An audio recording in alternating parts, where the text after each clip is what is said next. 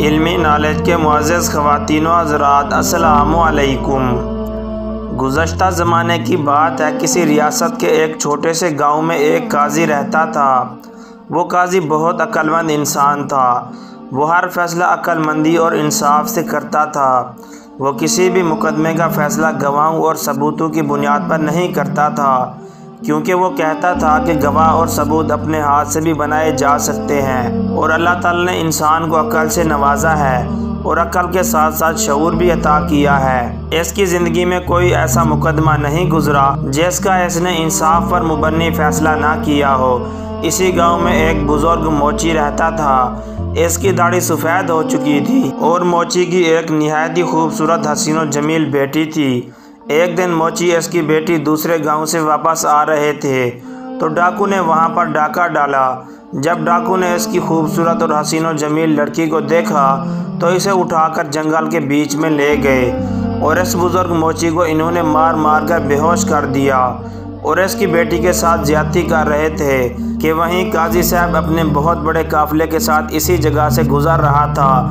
جب ڈاکو نے قاضی صاحب کے قافلے کو آتا دیکھا تو ان کے پیروں تلے زمین ہی نکل گئی، کیونکہ ان کو معلوم تھا کہ اگر قاضی صاحب کے سپاہیوں نے اگر اس موچی کو دیکھ لیا تو وہ ہمیں ڈھونڈ کر مار ڈالیں گے، کیونکہ قاضی صاحب کا قافلہ اور سپاہی بہت زیادہ تعداد میں تھے۔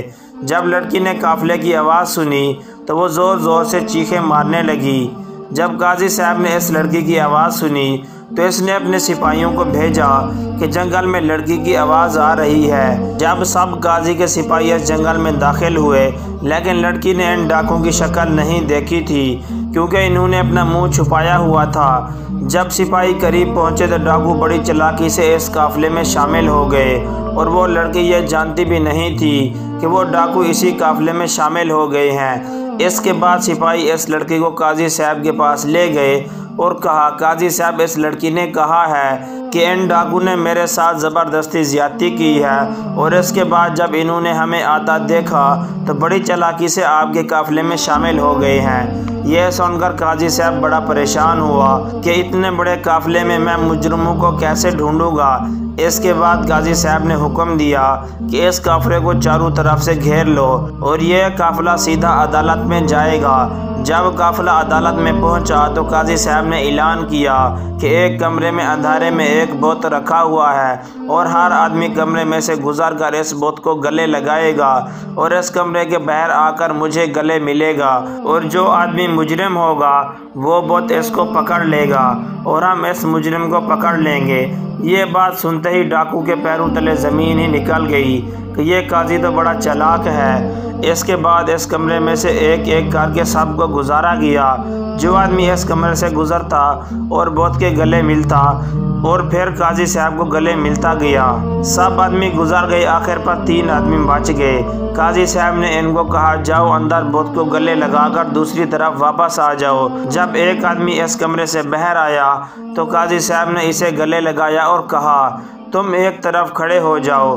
پھر دوسرا آدمی اس کمرے میں گیا اور گلے لگانے کے بعد واپس آیا۔ پھر قاضی کے گلے لگا تو قاضی نے کہا، تم تینوں ہی ڈاکو ہو۔ یہ سن کر وہ ڈاکو بڑے پریشان ہوئے اور کہا، قاضی صاحب، آپ نے تو کہا تھا جو مجرم ہوگا وہ بت اس کو پکڑ لے گا، لیکن بت نے تو ہمیں کچھ نہیں کہا۔ تو قاضی صاحب نے کہا، بے وقوف، کبھی بت بھی مجرموں کو پکڑتا ہے؟ خود تو انسانوں کے محتاط ہوتے ہیں۔ پھر ڈاکو نے کہا، قاضی صاحب، آپ کو کیسے پتہ چلا کہ ہم اس لڑکی کے مجرم ہیں؟ قاضی صاحب نے کہا، جب میں نے کہا تھا کہ جو مجرم ہوگا اس کو پکڑ لے گا، مجھے پورا یقین ہو گیا تھا وہ مجرم اس بت کو اندھیرے کمرے میں گلے نہیں لگائے گا کہ کہیں ہمیں بت پکڑ نہ لے، لیکن میں نے اس بت پر ایک خوشبو لگا رکھی تھی۔ جو بھی اس آدمی کو گلے لگائے گا اور جب بھی اس کو گلے لگاؤں گا اس کے جسم سے وہ خوشبو آئے گی، لیکن جب میں نے تم تینوں کو گلے لگایا تو مجھے وہ خوشبو آئی، تو میں فوراً سمجھ گیا کہ تم تینوں نے اس کو گلے نہیں لگایا اور تم ہی اس کے مجرم ہو۔ یہ سن کر تمام عدالتی قاضی سے بڑے متاثر ہوئے۔